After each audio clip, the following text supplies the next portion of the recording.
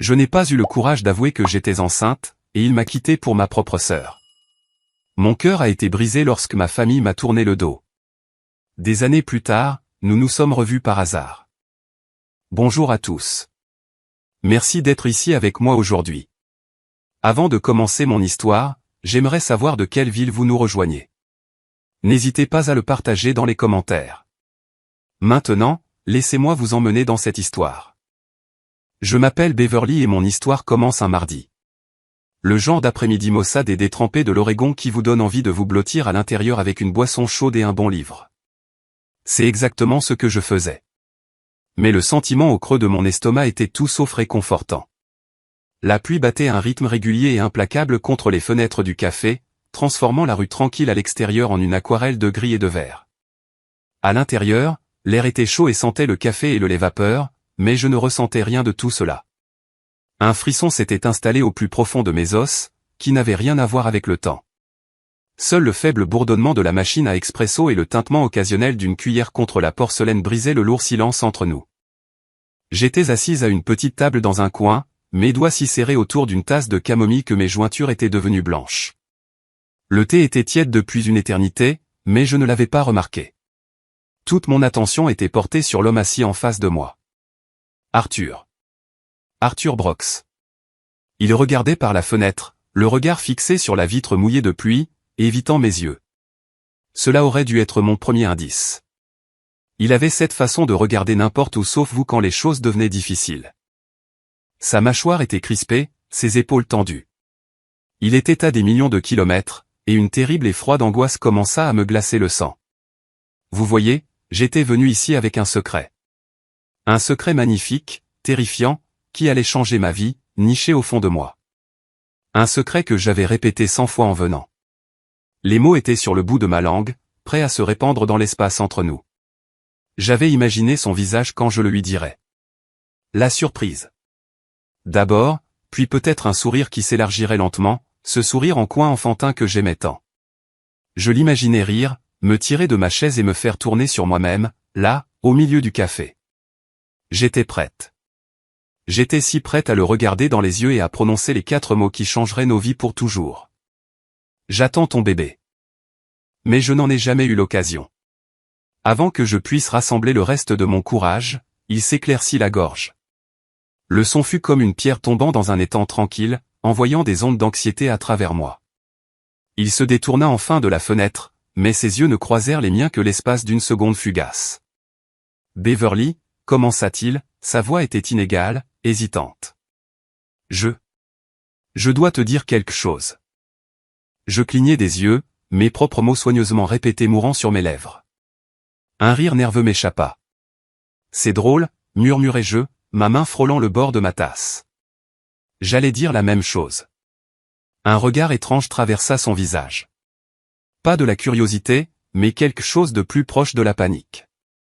Non, laisse-moi. Laisse-moi commencer, dit-il en expirant brusquement comme si les mots étaient un poids physique qu'il devait expulser de sa poitrine. Il prit une longue et lente inspiration. Tu es une femme incroyable, Beverly. Honnêtement, tu mérites tellement. Mon cœur rata un battement. C'est le genre de choses que les hommes disent quand ils sont sur le point de partir. C'est le préambule doux et lâche d'un adieu. L'angoisse froide d'auparavant se transforma en un bloc de glace solide dans mon estomac. Mais la vérité, continua-t-il, sa voix baissant, c'est que je suis tombé amoureux de quelqu'un d'autre. Les mots ne restèrent pas suspendus en l'air. Ils semblèrent résonner contre les murs du café presque vide, devenant de plus en plus forts jusqu'à être le seul son au monde. Pendant une fraction de seconde, j'étais sûr d'avoir mal entendu. Cela ressemblait à une réplique de film, trop dramatique, trop irréel pour se produire dans ma vie, dans ce petit café tranquille, à moi. Mais ensuite j'ai regardé ses yeux, qui étaient de nouveau fixés sur la pluie dehors, et j'ai su que je n'avais pas mal entendu. Le monde a basculé sur son axe, et mon avenir si soigneusement construit s'est brisé en 1 million de minuscules morceaux. Il ne me regardait pas. Il ne pouvait même pas me donner ça. Il était déjà parti. Il continua de parler, son ton maladroitement désolé, comme s'il expliquait une bosse sur une voiture empruntée, et non pas en train de briser une vie. S'il te plaît, ne le prends pas mal, marmonna-t-il, une phrase si ridicule que j'ai failli rire. Ces choses-là arrivent. Nous sommes juste des personnes différentes, toi et moi. Peut-être que je ne t'ai jamais vraiment aimé comme tu le pensais. Chaque mot était un coup physique. Mes mains, posées sur la table, se mirent à trembler. Je cherchais une serviette en papier, la pliant et la dépliant jusqu'à ce que le papier fragile se déchire entre mes doigts. Je gardais les yeux baissés, fixés sur le grain du bois poli de la table, comme si le fait de le regarder fixement pouvait m'empêcher de m'effondrer là, devant lui. Je hochai simplement la tête. Une fois, puis une autre.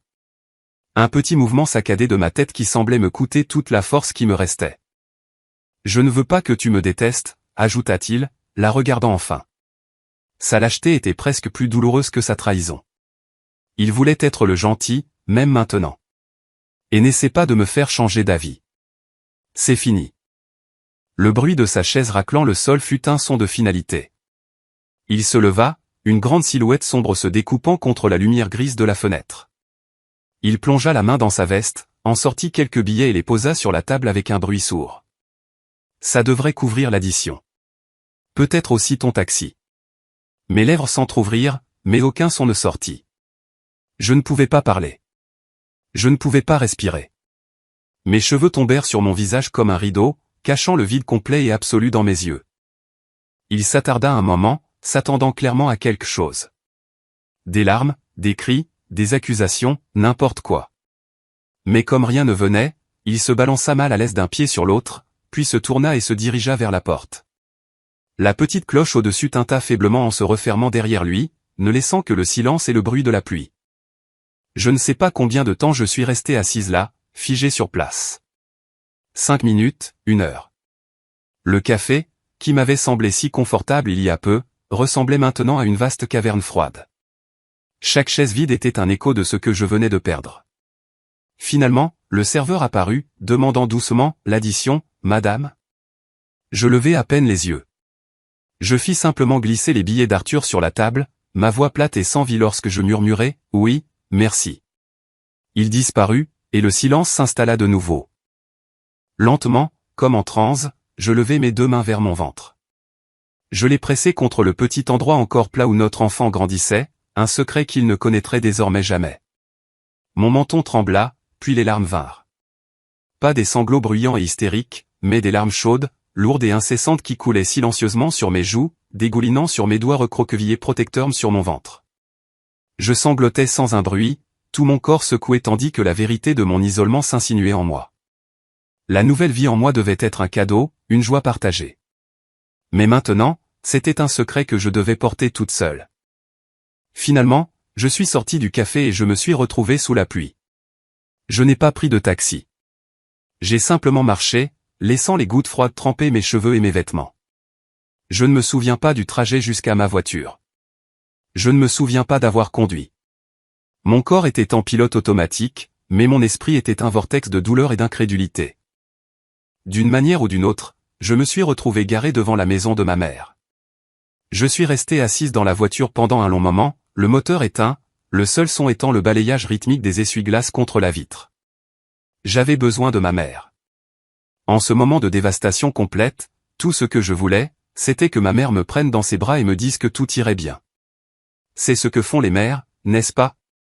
Avec une profonde inspiration tremblante, je suis sorti de la voiture et j'ai marché jusqu'à la porte d'entrée, me sentant comme une enfant perdue sur le point de frapper à la porte de sa propre maison. La maison était silencieuse quand je suis entré, mes chaussures mouillées laissant de légères marques sur le sol en linoléum usé. L'odeur familière du nettoyant parfumé à la lavande de ma mère flottait dans l'air, mais ce soir, elle sentait fort, presque suffocant. Dans le salon, la lueur tamisée d'une lampe projetait de longues ombres sur le tapis beige. Ma mère, Dolores, était assise à la table de la salle à manger, feuilletant une pile de courriers. Mon beau-père, Clifford, était là aussi, tapotant impatiemment sa montre comme s'il comptait les minutes qu'il ne voulait pas perdre. J'hésitais sur le seuil, serrant mon sac contre ma poitrine comme un bouclier. Un instant, j'ai pensé à faire demi-tour et à partir, à tout garder pour moi. Mais le poids de ce qui s'était passé était trop lourd à porter seul. J'avais besoin de quelqu'un. J'avais besoin de ma mère. Maman, dis-je doucement. Ma voix se brisa dans le silence. Ses mains s'immobilisèrent sur les enveloppes. Elle leva les yeux, son regard mêlé de surprise et d'irritation. Beverly, qu'est-ce que tu fais ici? On dirait un rat noyé. Arthur est parti, réussis-je à dire, le nom me semblant étranger et amer dans la bouche. Il m'a quitté. Et je suis enceinte. Le mot resta suspendu en l'air, lourd et explosif. Clifford laissa échapper un grognement sourd, se penchant en arrière sur sa chaise. On va être en retard si on ne part pas bientôt, marmonna-t-il en vérifiant de nouveau sa montre. Ma mère l'ignora un instant. Son attention était fixée sur moi, mais il n'y avait aucune douceur dans ses yeux. Enceinte? Le mot sortit sec, comme une accusation. Je hochai la tête, la gorge serrée. Oui, j'allais le lui dire ce soir, mais il a rompu avec moi avant que je puisse le faire. Écoute, chérie, commença-t-elle, son ton s'adoucissant en quelque chose qui se voulait raisonnable mais qui était aussi froid que la glace. Tu n'as que 22 ans. Tu as toute la vie devant toi. Ces choses-là, on peut s'en occuper en toute sécurité. La médecine est différente maintenant. Tu ne peux pas gâcher ta vie à cause d'une erreur. Une erreur. Le mot me transperça comme un couteau. Cette petite vie, mon bébé, n'était qu'une erreur pour elle. Maman, ce n'est pas juste quelque chose dont on se débarrasse, plaidai-je, la voix tremblante. C'est mon bébé. Elle secoua fermement la tête, croisant les bras sur sa poitrine dans un geste de finalité. Pense à ton avenir, Beverly. Tes études. Comment vas-tu gérer un bébé et un travail avec quoi? Un salaire de débutante dans l'enseignement? Ce n'est pas réaliste. Juste à ce moment-là, la porte du salon s'ouvrit et ma sœur cadette, Jeannette, entra. Elle fredonnait un petit air, le visage lumineux et joyeux. Maman, tu as vu mon... Oh, Beverly. Son sourire s'effaça quand elle vit mon visage strié de larmes.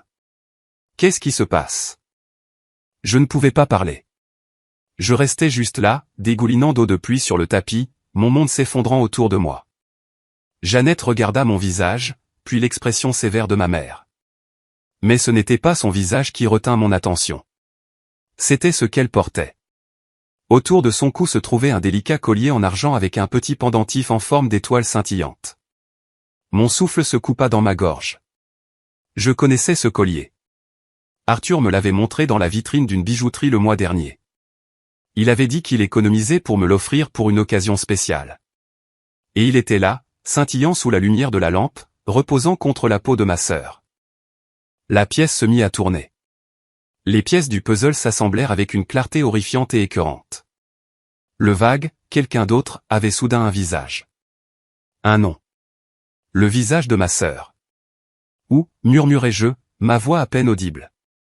Où as-tu eu ce collier? La main de Jeannette vola à sa gorge, ses yeux s'écarquillant de panique. Elle regarda sa mère, implorant silencieusement son aide. C'est un cadeau, balbutia-t-elle. De qui? Insistai-je en faisant un pas en avant. La glace dans mon estomac était maintenant un feu dévorant. Beverly, arrête ça, lança ma mère. Ce n'est pas le moment. De qui? Jeannette, criai-je, le son s'arrachant de ma gorge à vif. Jeannette tressaillit, les larmes montant à ses yeux. Mais ce n'étaient pas des larmes de remords. C'étaient les larmes d'une enfant prise en faute. D'Arthur, murmura-t-elle finalement. On se voit depuis quelques mois. On est amoureux. C'était une double trahison. Une blessure si profonde que je ne pensais pas pouvoir m'en remettre.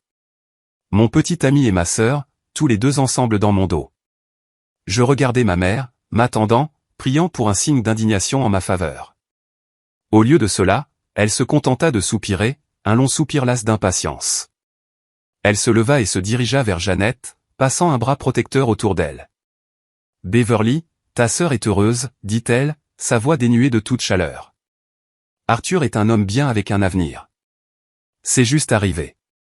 Tu dois être une adulte à ce sujet. Être une adulte. Ils avaient brisé ma vie, ma famille, mon cœur, et c'était moi qui devais être une adulte. La trahison ne venait plus seulement d'Arthur et de Jeannette. Elle venait de ma propre mère, là, défendant la traîtrise de ma sœur. J'étais totalement, complètement seul. Je n'ai pas dit un mot de plus. Je ne pouvais pas. Il n'y avait plus rien à dire. Je me suis retourné, mon corps bougeant comme une marionnette de bois, et je suis sorti, de retour sous la pluie. Je n'ai pas regardé en arrière. Je suis monté dans ma voiture et j'ai conduit sans destination en tête. L'image de ce collier en argent était gravée dans ma mémoire. J'ai dû conduire pendant des heures, les essuie-glaces battant un rythme effréné à la tempête qui faisait rage en moi. J'ai fini dans une chambre de motel miteuse au bord de l'autoroute, le genre avec une enseigne au néon vacillante et des couvertures fines et rêches. Je me suis allongé sur le lit, entièrement habillé, et j'ai fixé le plafond taché d'humidité toute la nuit. Je n'ai pas pleuré. Je pense que j'étais au-delà des larmes. J'étais juste vide, une coquille creuse. Dans ce silence, alors que l'obscurité de la pièce m'oppressait, mon esprit a dérivé vers une autre époque, une époque plus chaleureuse. Je me suis souvenu des étés de mon enfance, courant pieds nus dans le verger de pommiers de ma grand-mère Harriet, juste à l'extérieur d'Eugène. Je me suis souvenu de l'odeur de la tarte aux pommes fraîchement cuite refroidissant sur le rebord de la fenêtre. Du son de son rire qui portait à travers le jardin. Je me suis souvenu de la sensation de ses bras autour de moi, fort et sûr. Comment elle écoutait mes soucis d'enfant comme s'ils étaient les choses les plus importantes du monde. À l'époque, la vie semblait stable. Sûr. C'était ça. C'était le seul endroit où aller. Le lendemain matin, je me suis rendu à la gare routière la plus proche. J'ai utilisé le reste de mon argent pour acheter un aller simple pour Eugène. Je n'ai pas fait de valise. Je suis juste parti avec les vêtements que je portais et la petite vie secrète qui grandissait en moi. Le trajet en bus a été long et silencieux. J'étais assise près de la fenêtre, regardant les quartiers de banlieue laisser place à des terres agricoles ouvertes. Des champs humides de rosée matinale. De vieilles granges nichées contre des collines ondulantes. L'air semblait plus léger ici, plus pur. J'ai fermé les yeux, laissant le balancement rythmique du bus calmer la tempête dans ma poitrine. J'ai posé une main sur mon ventre et j'ai murmuré silencieusement à la seule personne au monde qui était vraiment de mon côté. On s'en sortira, d'une manière ou d'une autre. On s'en sortira. Au moment où le bus ralentit pour entrer dans la petite gare rurale, les nuages s'étaient dissipés et de fins rayons de soleil se déversaient sur le quai. Je suis descendu, me sentant fatigué et perdu, et puis je l'ai vue. Ma grand-mère Harriet. Elle se tenait au bout du quai, portant son vieux cardigan usé. Un foulard était élégamment noué autour de son cou. Ses cheveux argentés captaient la lumière et ses yeux, les yeux les plus gentils que j'ai jamais connus, s'adoucirent dès qu'ils se posèrent sur moi. Sans la moindre hésitation, elle ouvrit grand les bras. Beverly, ma chérie, appela-t-elle, sa voix chaude et stable, exactement comme je m'en souvenais. Au moment où je me suis blotti dans cette étreinte, le nœud serré et douloureux dans ma poitrine s'est enfin desserré. Son étreinte sentait légèrement la fleur et la fumée de bois, une odeur qui me ramena directement à des jours plus simples. Pour la première fois depuis que j'étais entré dans ce café, j'ai senti une petite partie de mon fardeau s'alléger. J'ai enfoui mon visage dans son épaule et enfin, je me suis laissé pleurer. J'ai pleuré pour Arthur, pour Jeannette, pour ma mère, pour le bébé, pour la fille que j'étais. Et ma grand-mère m'a simplement tenu dans ses bras, me caressant les cheveux, me laissant déverser toute ma douleur sans dire un mot. Elle m'a juste tenu, et c'était tout. Tu aurais dû me dire que tu venais, dit grand-mère Harriet, gardant un bras autour de moi alors que nous marchions vers sa vieille camionnette. J'aurais fait cette tarte aux pommes que tu aimes tant. Je réussis à esquisser un petit sourire larmoyant. C'est exactement pour ça que je ne te l'ai pas dit. Je ne voulais pas que tu te donnes du mal. Nous avons roulé sur des routes de campagne familières, les champs s'étendant à l'infini sous le ciel d'automne. Elle a comblé le silence avec de douces questions sur mes cours, mes amis, comment j'allais. J'ai essayé de répondre, mais mes mots me manquaient. Ce n'est que lorsque nous fûmes assises à sa confortable table de cuisine, avec des tasses fumantes de camomille entre nous, que j'ai finalement tout déballé. La ferme était exactement comme je m'en souvenais, des rideaux de dentelle aux fenêtres, des bocaux de conserve bien alignés sur le comptoir et la vieille horloge de grand-père qui tic-taquait régulièrement dans le coin. J'ai enroulé mes mains autour de la tasse chaude, fixant la vapeur, et je lui ai tout raconté. Il m'a quitté, grand-mère, dis-je, ma voix à peine plus forte qu'un murmure. Arthur est parti. Et la femme pour qui il m'a quitté, c'est Jeannette. Je vis une lueur de profonde tristesse dans ses yeux, mais pas de surprise. C'était comme si elle avait toujours connu le caractère de ses autres petits-enfants. Et je suis enceinte. Maman. Maman ne veut pas que je le garde. Elle dit que c'est une erreur. Les yeux de ma grand-mère n'ont jamais quitté les miens. Elle n'a pas interrompu, n'a pas grondé, n'a même pas eu le souffle coupé. Elle a simplement écouté. Son regard était stable, sa présence comme une encre dans ma tempête. Quand j'ai fini, les larmes coulaient à nouveau sur mes joues.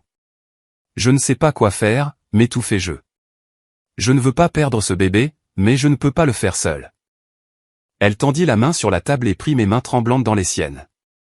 Ses mains étaient ridées et fortes, des mains qui avaient jardiné, cuisiné et réparé toute une vie. Alors tu ne le feras pas seul, dit-elle, sa voix calme mais résolue. C'est ta maison maintenant, aussi longtemps que tu en auras besoin. Quand tu auras fini tes études, tu pourras t'installer ici définitivement. L'école locale manque toujours d'enseignants. Tu pourras y travailler, et je t'aiderai à t'occuper du bébé. Ces mots étaient si simples, si pratiques, et pourtant ils étaient comme une bouée de sauvetage. Pour la première fois depuis cet horrible après-midi, j'ai senti le lourd désespoir s'estomper juste assez pour laisser entrer l'espoir. J'ai serré ses mains fermement, mes larmes coulant maintenant pour une raison complètement différente. Dans cette petite cuisine de ferme, je n'étais pas abandonné. Je n'étais pas sans espoir. Mon enfant et moi, nous avions une place dans ce monde. Les mois qui suivirent furent calmes et réparateurs. J'ai transféré mes crédits universitaires dans une école locale et j'ai terminé mon diplôme. Grand-mère Harriet ne m'a jamais traité comme un fardeau. Elle m'a traité comme une fille. Nous avons trouvé un rythme confortable. Nous jardinions ensemble l'après-midi, préparions le dîner le soir, et nous asseyions près du feu la nuit, ses aiguilles à tricoter cliquetant doucement pendant que j'étudiais. Elle me racontait des histoires sur sa propre vie, sur les difficultés qu'elle avait rencontrées après les funérailles de mon grand-père, sur l'héritage de résilience transmis par les femmes de notre famille. Elle m'a appris que la force ne consistait pas à ne pas tomber. C'était de se relever à chaque fois.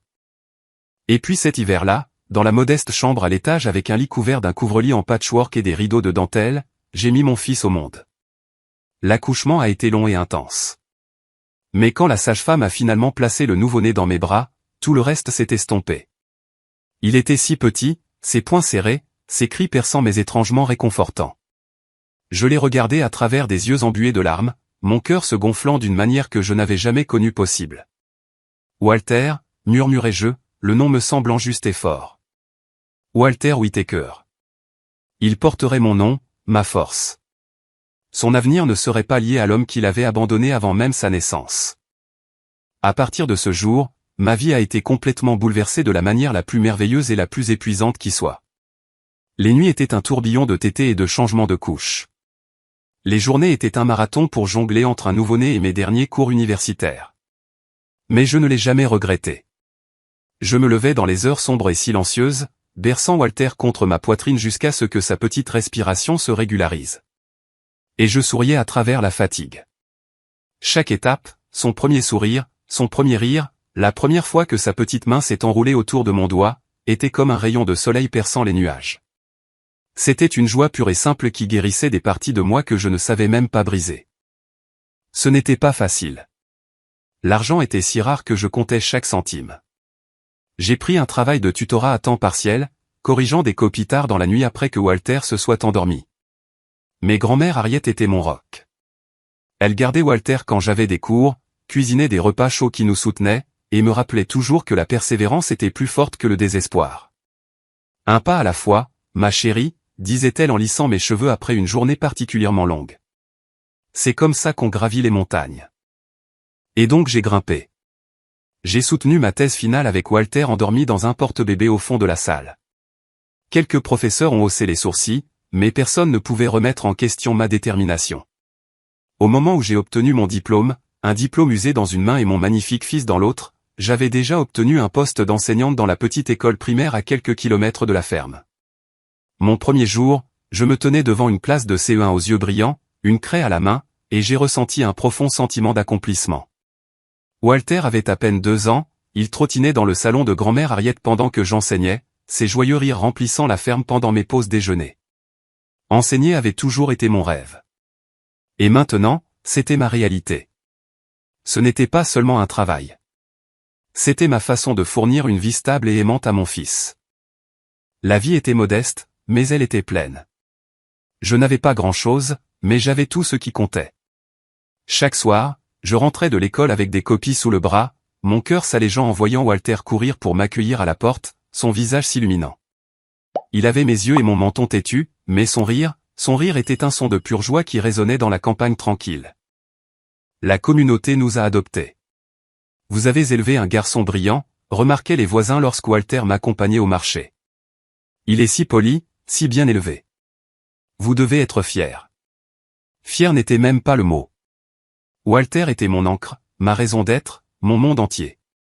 Quand la solitude s'installait la nuit, quand les souvenirs de la trahison d'Arthur et de Jeannette menaçaient de piquer, j'allais simplement sur la pointe des pieds dans sa chambre. Je restais là à le regarder dormir sous sa couverture en patchwork, sa petite poitrine se soulevant et s'abaissant, et je savais avec une certitude absolue que j'avais fait le bon choix. J'avais choisi le meilleur chemin. J'étais déterminé à mettre chaque dollar de côté dans un fonds d'études pour lui donner toutes les opportunités que je n'avais jamais eues. Grand-mère Harriet est restée la force stable et directrice de nos vies.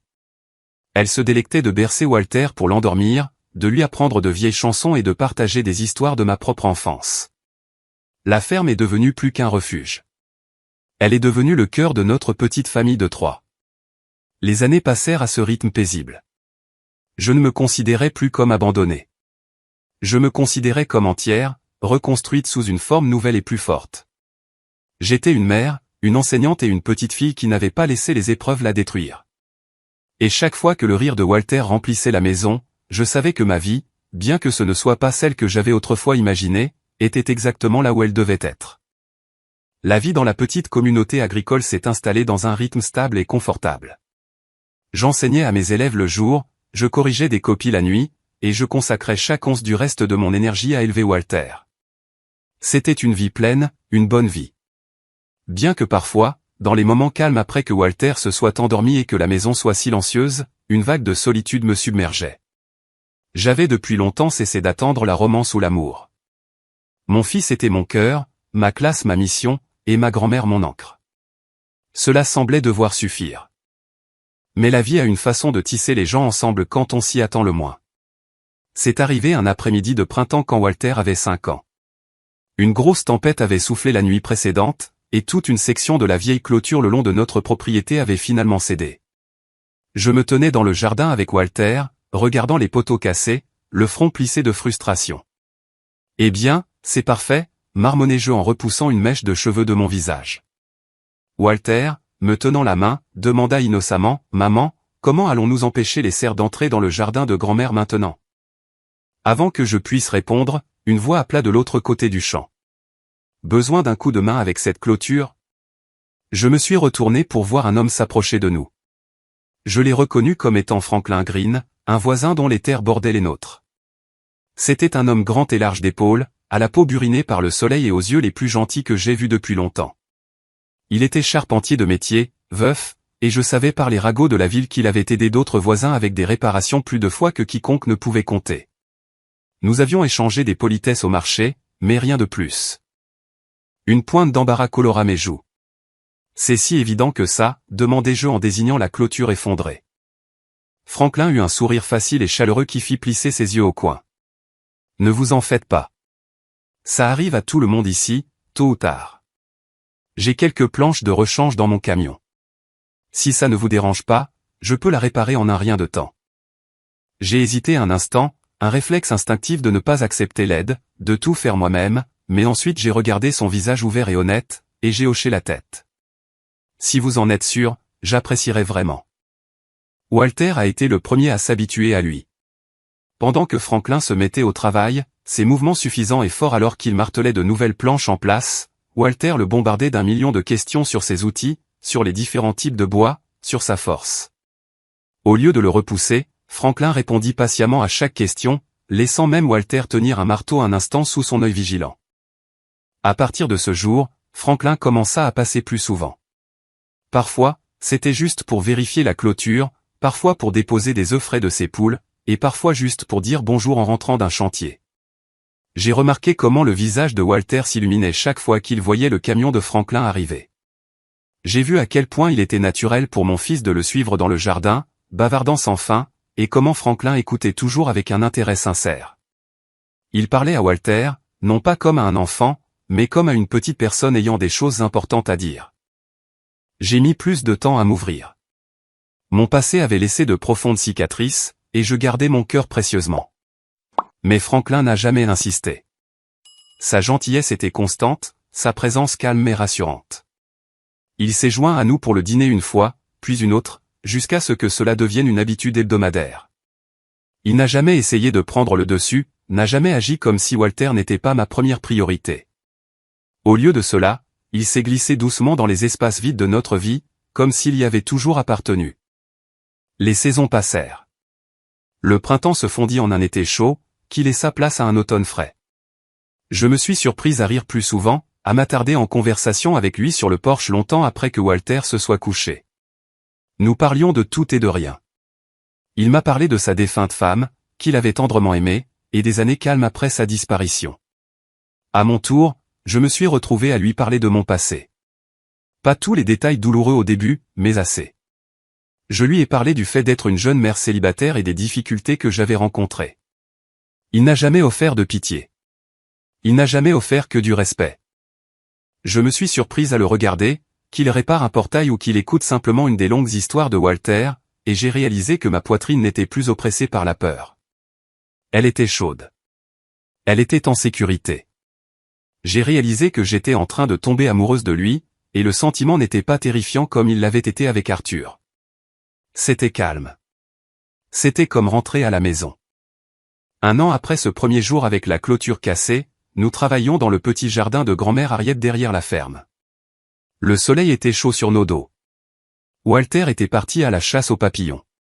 Franklin est resté silencieux pendant un long moment, puis il a posé sa truelle, s'est tourné vers moi et a pris mes mains maculées de terre dans les siennes. Il s'est agenouillé là, sur un genou, dans la terre meuble du jardin. Il n'avait pas de boîte sophistiquée, juste une simple et belle bague en argent qu'il tenait dans la paume de sa main. Il n'y a pas eu de grand discours, juste une promesse calme et sincère qui signifiait plus pour moi que n'importe quel mot fleuri. « Beverly, dit-il, ses yeux bienveillants me regardant droit dans les miens. Je n'essaie pas de changer ta vie ni de remplacer quoi que ce soit que tu aies perdu. Je veux juste la partager avec toi et avec Walter.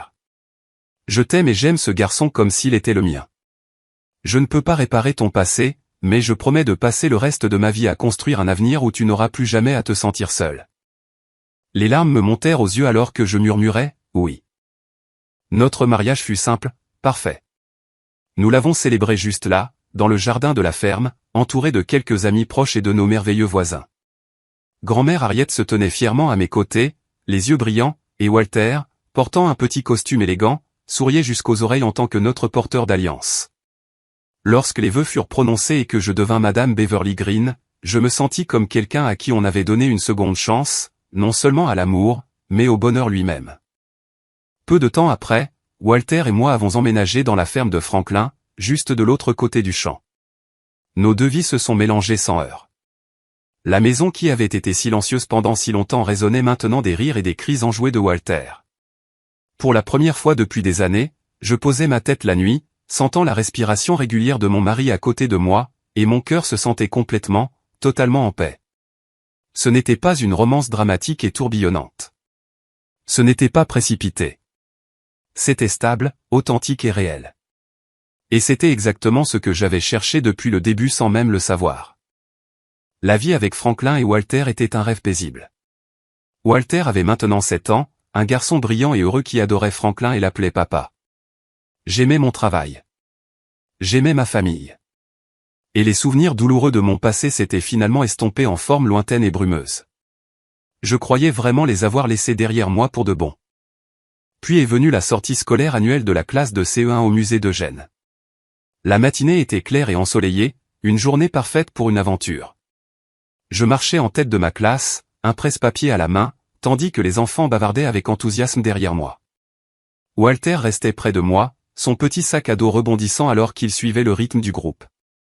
Nous avons passé un moment merveilleux au musée où les enfants se sont émerveillés devant des os de dinosaures et des artefacts anciens.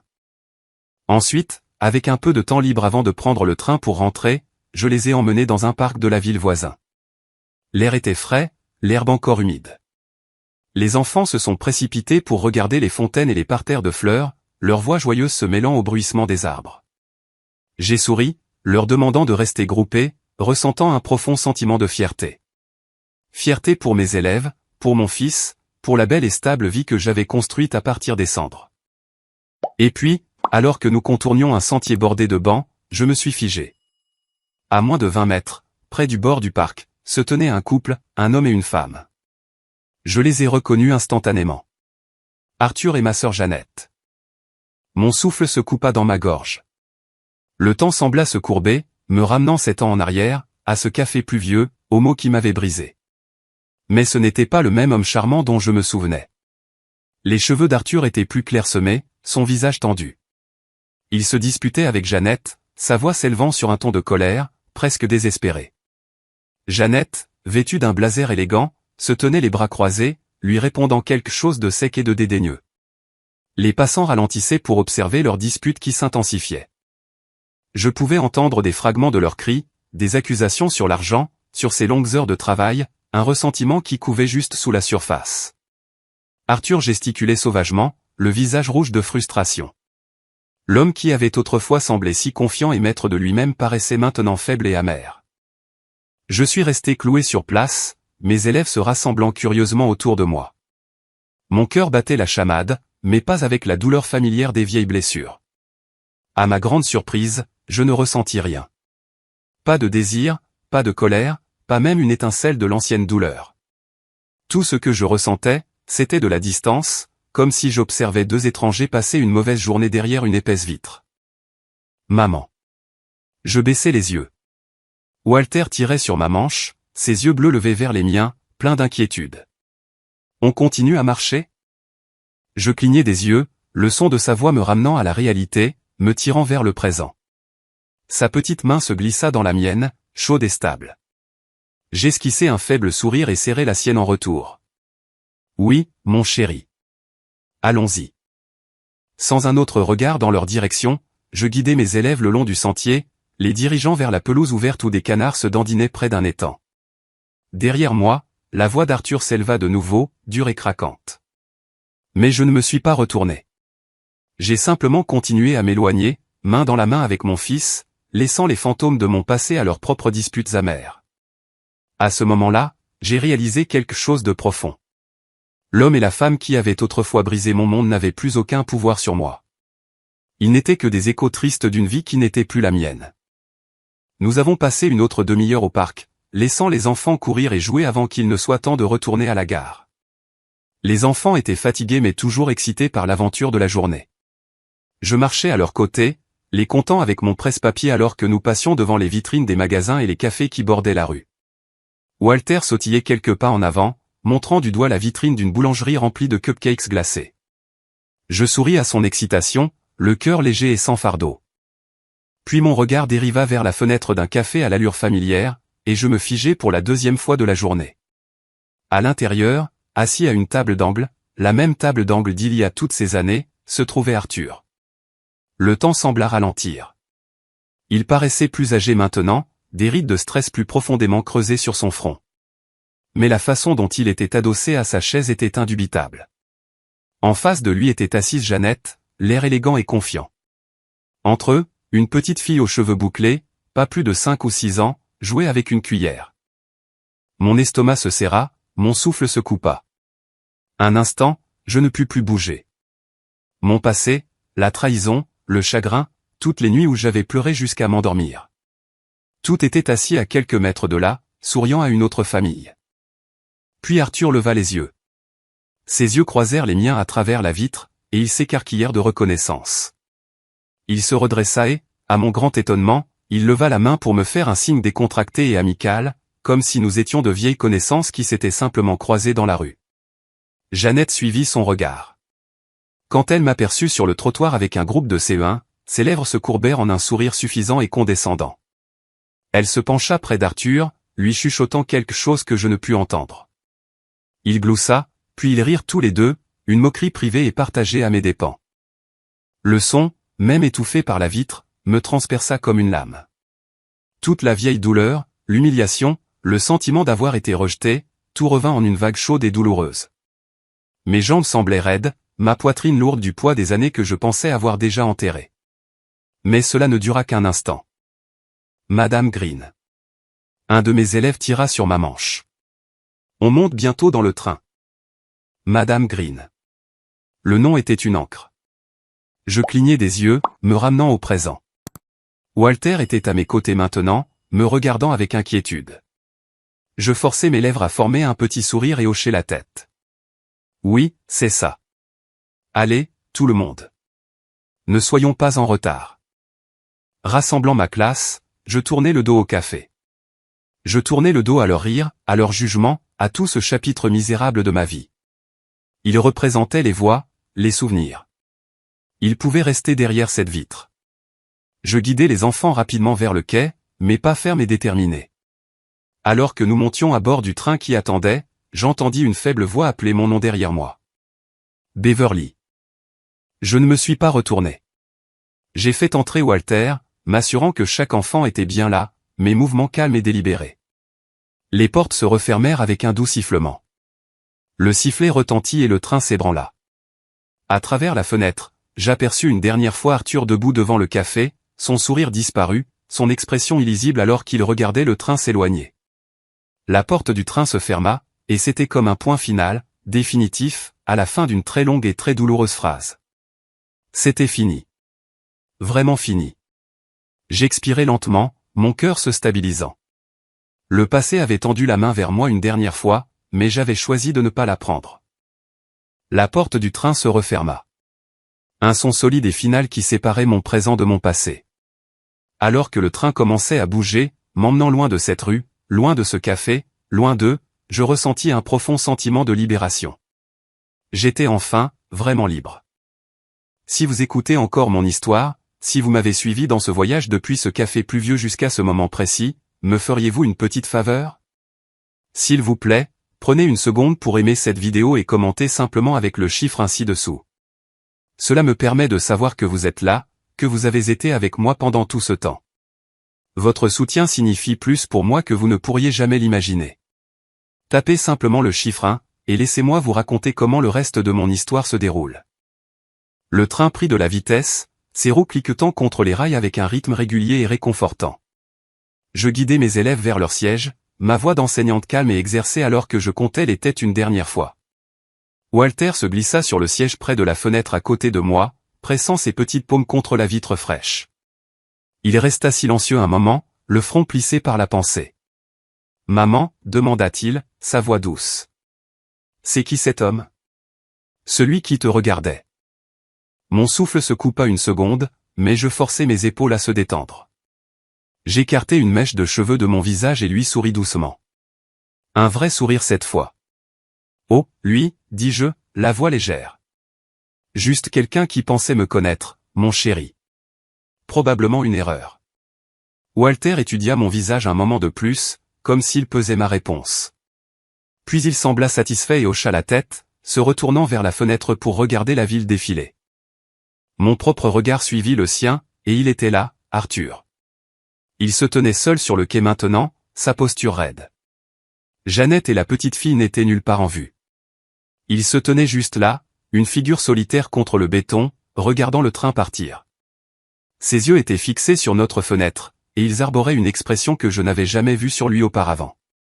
Pas d'arrogance, pas de moquerie, mais une sorte de confusion vide. Presque du regret. Il leva légèrement la main comme s'il était tenté de faire un autre signe, mais la laissa retomber inutilement à ses côtés. Ma poitrine se serra, mais pas avec la douleur familière des vieilles blessures. Au lieu de cela, un étrange et inattendu sentiment de calme m'envahit. Je ne ressentais ni colère ni même pitié. Je me sentais juste. Fini. Je n'ai pas répondu à son signe. Je n'ai même pas hoché la tête. J'ai simplement tourné mon attention vers le garçon assis à côté de moi, qui sortait déjà un carnet de son sac à dos pour dessiner les canards qu'il avait vus dans le parc. Le train nous emportait de plus en plus loin. La silhouette d'Arthur rapetissait à travers la vitre jusqu'à n'être plus qu'un flou, puis il disparut complètement, avalé par la distance. Je laissai échapper un souffle que je n'avais même pas réalisé que je retenais. Pendant des années, l'ombre de cette trahison m'avait suivi, se glissant dans les nuits calmes, me rendant méfiante face au bonheur. Je m'étais demandé ce que je ressentirais si je le revoyais un jour. De la rage, du chagrin, une lueur désespérée et pathétique d'espoir. Mais maintenant, à ce moment précis, je ne ressentais rien de tout cela. Ce que je ressentais, c'était la paix. Ma main reposait légèrement sur l'épaule de Walter, stable et protectrice. Il leva les yeux de son dessin, souriant en me le tendant pour que je l'approuve. Je lui souris en retour, le cœur plein, sans fardeau. Le passé avait essayé de me rattraper, de me rappeler ce que j'avais perdu. Mais je ne vivais plus là. Ma vie était ici, avec cet enfant merveilleux qui avait besoin de moi, avec l'homme bon qui m'aimait, avec le foyer qui attendait notre retour. Au moment où le train entra dans notre petite gare rurale, le soleil était bas, peignant le ciel de l'Oregon de nuances de rose et d'or. Les enfants descendirent, leur bavardage bourdonnant de l'excitation restante du voyage. Je guidai Walter le long du quai, le cœur plus léger qu'il ne l'avait été depuis des années. Chaque pas loin de la ville était comme un pas plus profond dans la paix. Quand nous sommes arrivés à notre ferme, l'odeur chaude de quelque chose de savoureux et de délicieux s'échappait de la fenêtre ouverte de la cuisine. La lumière du porche était allumée, un phare doré et accueillant dans le crépuscule. Nous sommes entrés et Franklin était là. Il se tenait dans la cuisine, les manches retroussées, se déplaçant avec assurance entre la cuisinière et le comptoir. Il leva les yeux quand nous sommes entrés, son visage s'illuminant de ce sourire facile et merveilleux qui était le sien. « Timing parfait », dit-il en soulevant une poêle. « Le dîner est presque prêt. J'attendais juste mon partenaire de pêche ici. » Il fit un clin d'œil à Walter. Walter laissa tomber son sac à dos près de la porte et courut en avant, rebondissant presque sur ses pieds. « Papa. Papa. Demain, je vais attraper le plus gros poisson de toute la rivière. Plus gros que le dinosaure qu'on a vu au musée.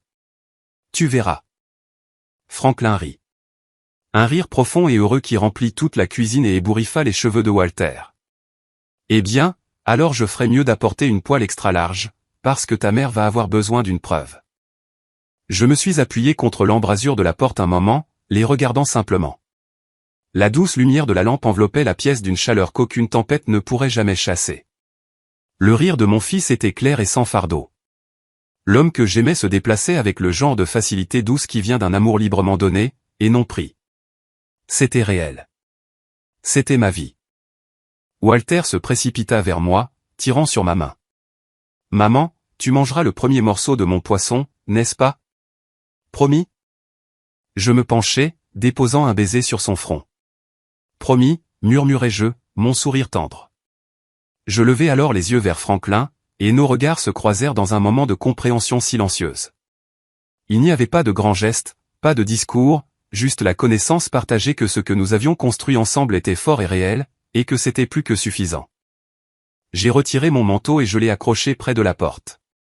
Et en le faisant, j'ai réalisé quelque chose. Je ne sentais pas le poids de ce qui avait été. Je n'entendais pas la voix d'Arthur dans un coin de ma tête. Je ne voyais pas les ombres de ce café pluvieux ou les rires moqueurs derrière la vitre. Ces fantômes n'avaient pas leur place ici. Ils avaient été laissés sur un quai de gare solitaire, là où ils devaient être. Ce qui importait était ici. Maintenant. C'était le garçon qui tournait dans la cuisine, excité par la partie de pêche de demain. C'était l'homme qui remuait une casserole sur la cuisinière, fredonnant doucement pour lui-même. C'était la vie que nous avions créée ensemble, stable, honnête et vraie. Je suis entré dans la cuisine, enlaçant la taille de Franklin par derrière, posant ma joue contre son dos solide. Il attrapa ma main et la serra doucement. Et dans ce moment simple et silencieux, je savais de chaque fibre de mon être que j'étais exactement là où je devais être. Merci. Merci d'avoir écouté mon histoire. C'est drôle comment la vie se déroule. Les chemins que nous pensons devoir emprunter mènent parfois à des impasses, juste pour que nous puissions faire demi-tour et trouver la bonne route qui nous attendait depuis le début. Si vous avez votre propre histoire sur la découverte d'une force que vous ne saviez pas posséder, j'adorerais la lire dans les commentaires ci-dessous. Prenez soin de vous. Au revoir. Et ainsi, alors que l'histoire de Beverly s'estompe doucement dans la chaleur de sa paix retrouvée, nous nous souvenons de la profonde résilience de l'esprit humain. La vie, avec toutes ses imprévisibilités et ses chagrins, a une façon de tester notre force et notre détermination. Pourtant, c'est souvent à travers ces épreuves que nous découvrons qui nous sommes vraiment. Le parcours de Beverly nous enseigne que même face à la trahison, à la perte et à l'incertitude, nous détenons le pouvoir de reconstruire, de transformer la douleur en un but et de créer une vie remplie d'amour, d'espoir et de sens. Son histoire est un témoignage de l'importance de l'estime de soi et du courage de choisir ce qui est juste pour nous-mêmes, même lorsque le monde semble nous tirer dans toutes les autres directions. Elle nous montre que le passé ne nous définit pas et que l'avenir est toujours à nous de le façonner. Le vrai bonheur ne réside pas dans la perfection, mais dans les moments de joie tranquille, les liens que nous entretenons et la force que nous trouvons en nous-mêmes pour continuer à avancer. En réfléchissant à ce parcours, considérez votre propre chemin. Quels défis avez-vous surmontés? Quelles leçons vous ont façonné pour devenir la personne que vous êtes aujourd'hui? Si l'histoire de Beverly résonne en vous, laissez un commentaire ci-dessous ou tapez simplement « Bien » pour partager comment ce message vous a inspiré. Ensemble, célébrons la beauté de la résilience et le pouvoir de l'espoir.